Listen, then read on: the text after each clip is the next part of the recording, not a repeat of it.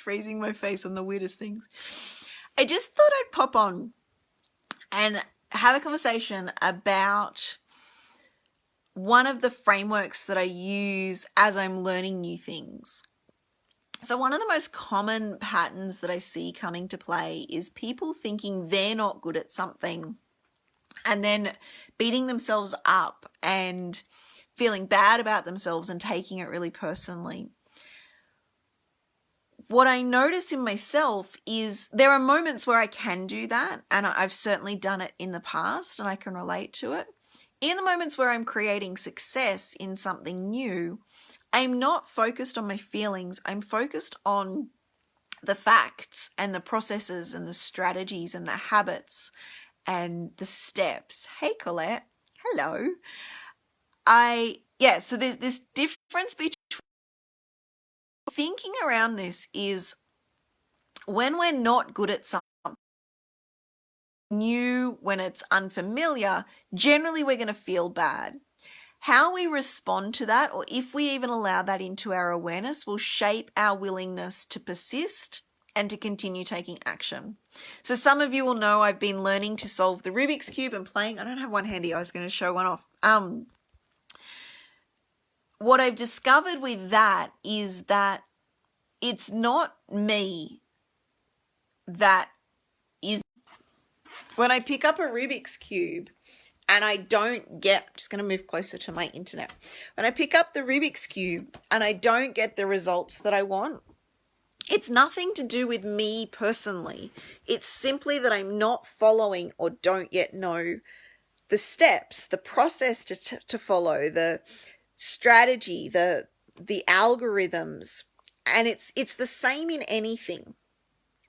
So whether we're learning to run a business, whether we're learning to deliver value through public speaking, whether we're running workshops, whether we're doing coaching sessions, all of it is simply knowing the process, knowing the set of steps that will create the results. And so it's never about us personally. So if I pick up, I have got my Rubik's Cube. I've gone further now.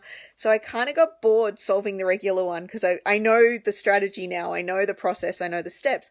So I don't know if you guys can see, but this one I've got texture on the sides. So I'm now learning to solve the Rubik's Cube with my eyes closed, which is simply the same set of steps, but I've got to work out the bumps and feel the shapes. So there's squares and circles and dots and crosses and more dots.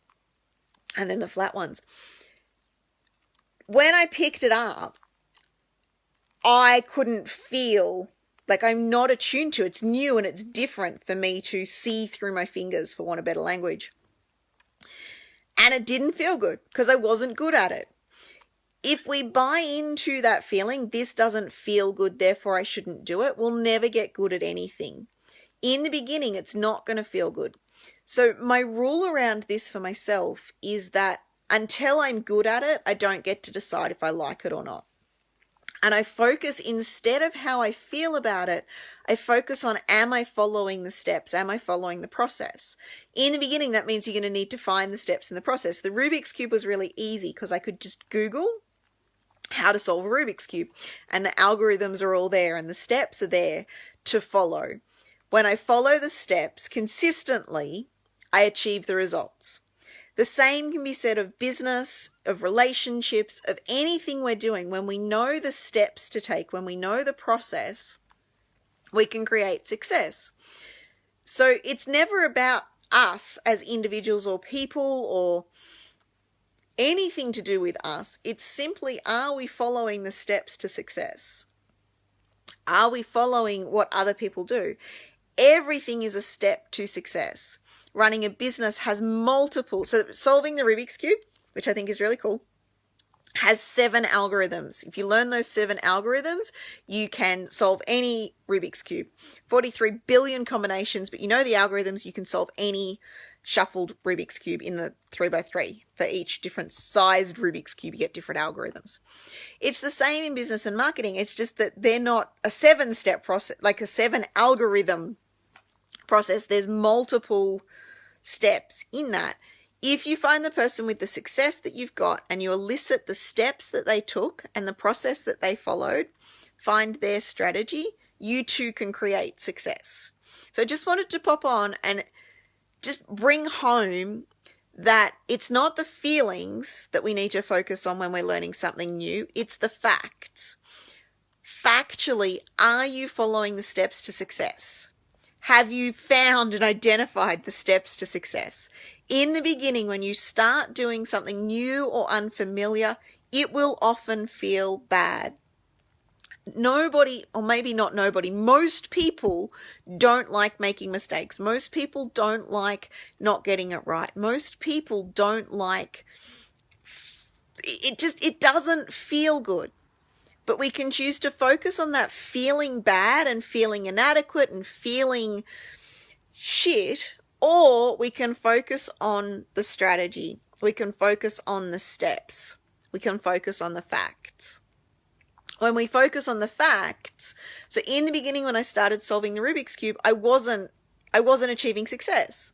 The fact was that I wasn't following the strategy. When I put the steps in front of me, my cheat sheet's just still here. I just want to share this with you guys. So in the beginning, this is the cheat sheet for the Rubik's Cube. You can Google it. It's fancy. I wrote it out to help me memorize myself. And there's a sequence of steps that need to be followed. Now, in the beginning, I'd attempt to follow the steps, but I wouldn't get the outcome. And it was easy to kind of go, I'm not any good at this, which is accurate. But then I feel bad. If I buy into that feeling, I stop. If I acknowledge I'm not any good at this because I'm not following the steps properly yet, then it's simply come back and follow the steps, follow the process. I'm just reading Christy's comment as I'm speaking. I can't do two things at once. All right, cool. So solving the Rubik's Cube. Yeah, I get it, Christy. I get your question. So solving the Rubik's Cube is easy because the Rubik's Cube will comply and there's no human component in this. In a relationship, there is still an element of there is a process. There is a sequence of steps and we can achieve the success. What changes, so with the Rubik's Cube, there's a series, you won't solve the Rubik's Cube. So if I did, for example, how have I labeled these? So if I did the yellow cross edges first, and then did the yellow corners, and then did the move this to the right second layer, and then did the final step, and then went back and did the first two steps, I wouldn't achieve success. So there's a series of steps. When we're playing with people, it's still the same elements in play. It's still the same process of steps. It's working out the sequence for the person. And then, as my husband will quite happily tell anybody that listens, the moment he works out the process, the moment he works out the sequence of steps to make me happy, I change the rules. So people does add an extra dimension. And there is still a strategy for success. If we find what that strategy is, we can build connection. We can create intimate relationships. It's simply a more complicated sequence of steps and process, and requires, so the first piece, I'm just checking in if this is my first piece. I think, yeah, I'm going to go with this is the first piece. I may change my mind in an hour, in a day, in a week. The first piece is calibration. Because success in building connection is based on the responses that we get from the other person. So success in solving the Rubik's Cube, I know, so success step number 1, get the white side done. And then there's a sequence of steps, and there's a calibration with the Rubik's Cube at each point. Is this where it needs to be? Are all these pieces in place? And so we've got this external check with the Rubik's Cube. It's just a visual external check of these pieces are in the right place. I can continue. When it comes to relationships, we've still got that external check. It's just not as clear as the Rubik's Cube.